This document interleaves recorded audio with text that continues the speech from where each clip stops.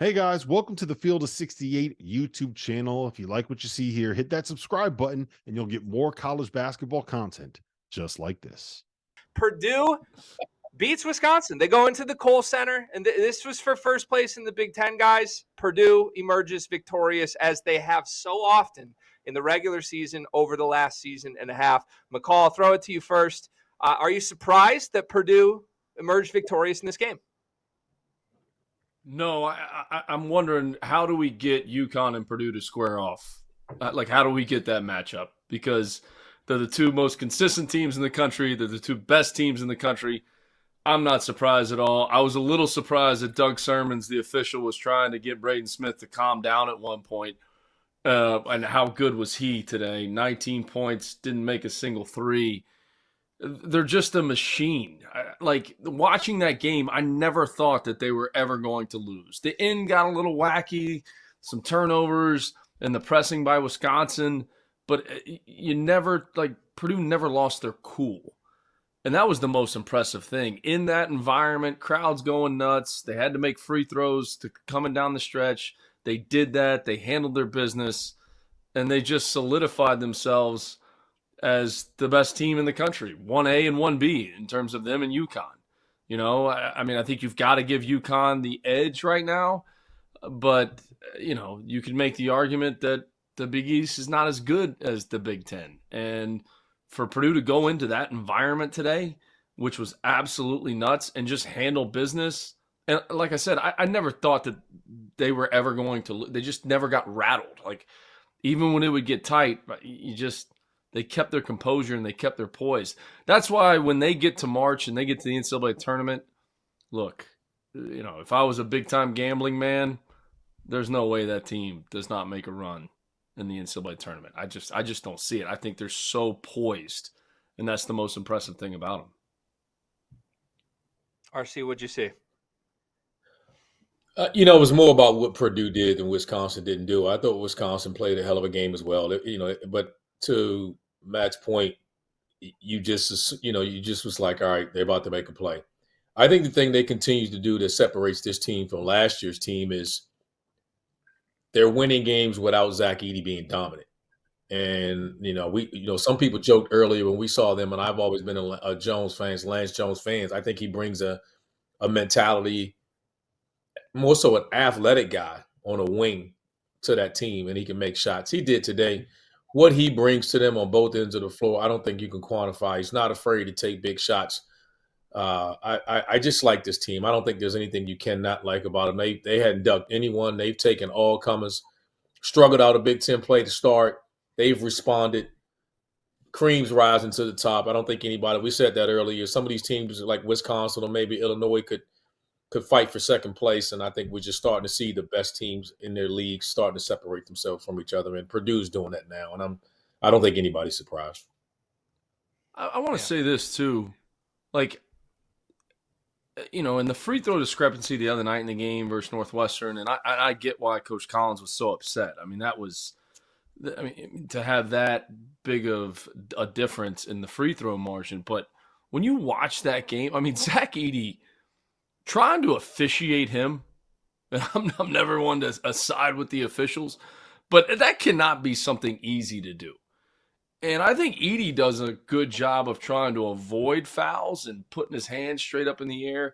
But when he's rolling to the basket and he's trying to get post position at 7'4", 300 pounds, the guy gets fouled every single possession. And it's like, how do these officials even try to ref, games that he's playing?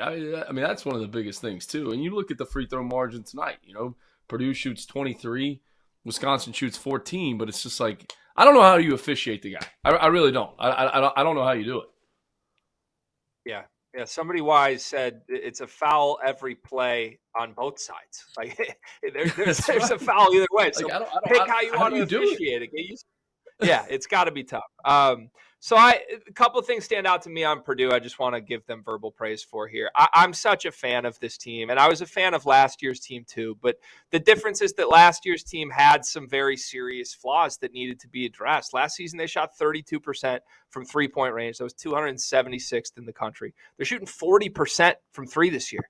That's 5th in the country. I mean, around a player as good in the low post as Zach Edey is, it's been pick your poison for 2 years. You can't pick your poison anymore. If you leave these guys open, they're going to hit the shots. The Lance Jones addition was so huge from a secondary ball handling standpoint, from a perimeter defense, athleticism standpoint, but it's also just allowed Fletcher Lawyer to be asked a reasonable amount from, where last year I thought they really asked a lot from Fletcher Lawyer down the stretch run in conference play, and everybody looks more comfortable with it. And just one thing I have to say out loud on Zach Edey, guys, I think we would all probably honestly agree this was a relatively quiet Zach Edey performance.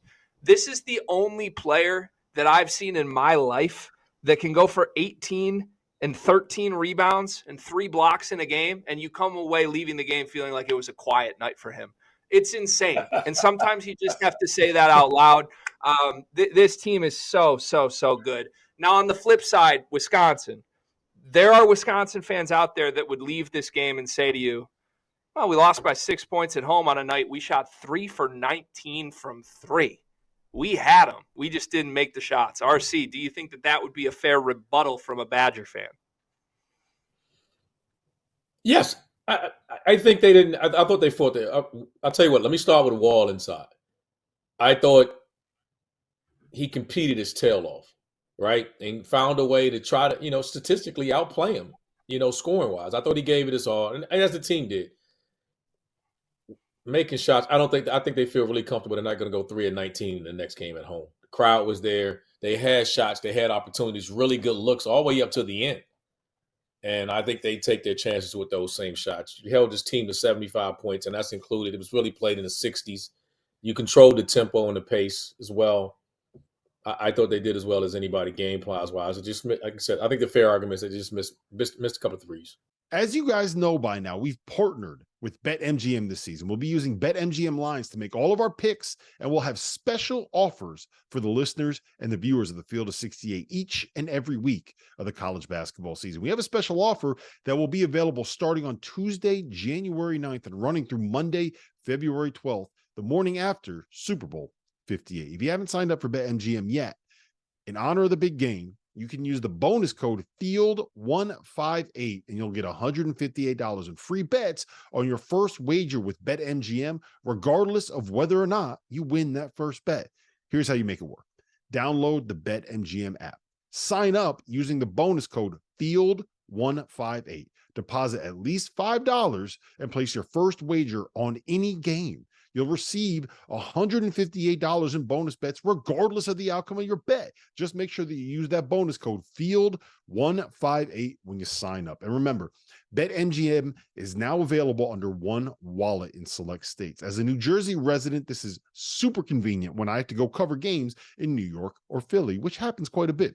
When you cross state borders, you just log into your existing account and fire away. You don't have to create separate accounts in each state. It's easy, it's simple, it's clean. And most importantly, we have some fun stuff coming up for the heart of the college basketball season. Bet insurance tokens, college hoops odd boosts, and my favorite, a nice juicy parlay boost. So download the BetMGM app and sign up today. Field 158.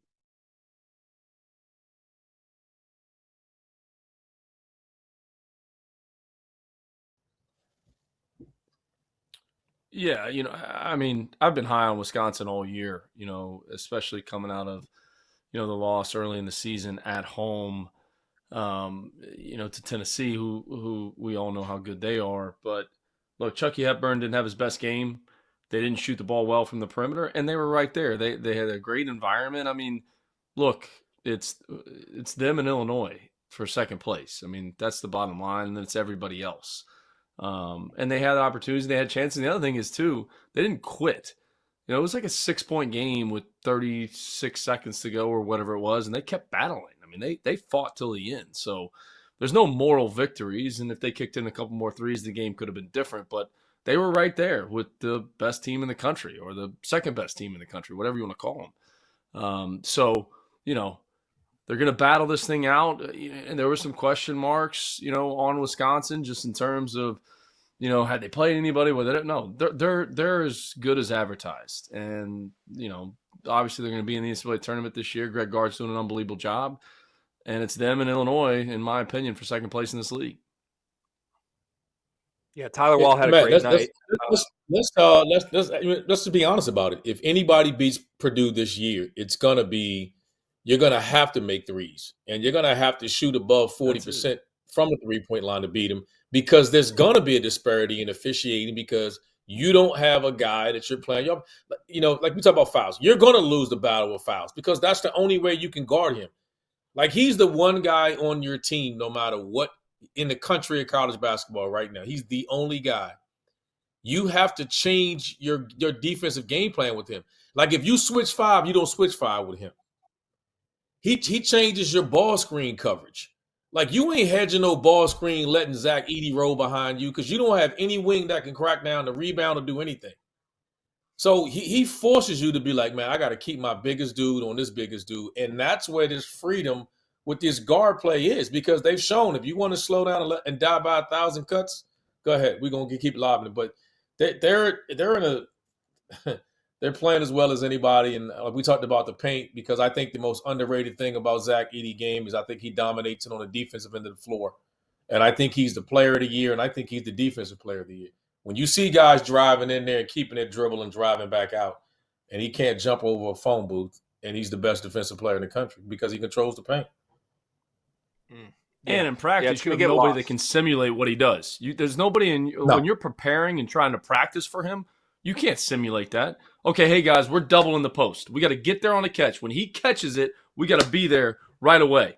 Okay, we're going to double team him, but he's so big when he throws it, you can't prepare for this guy. You can't practice or simulate how big he is and how good he is. It's impossible. Yeah, I'm envisioning Coach McCall running, standing on a chair with a pad above his head, trying to mimic Zach Edey back in your practices. RC, you ever seen the silent defenders, like the big blue guys? Yeah, that's what you got to do. Get the big blue guys out there with their hands up and say, all right, and then just have a GA run around and practice with the big blue guy. Not going to be as effective, I don't think. But, hey, it might be what you have to try and do. Thank you for watching the Field of 68. If you've enjoyed what you've seen here, hit that like button, share this link with your friends, or check out the description for some other places that you can consume Field of 68 content.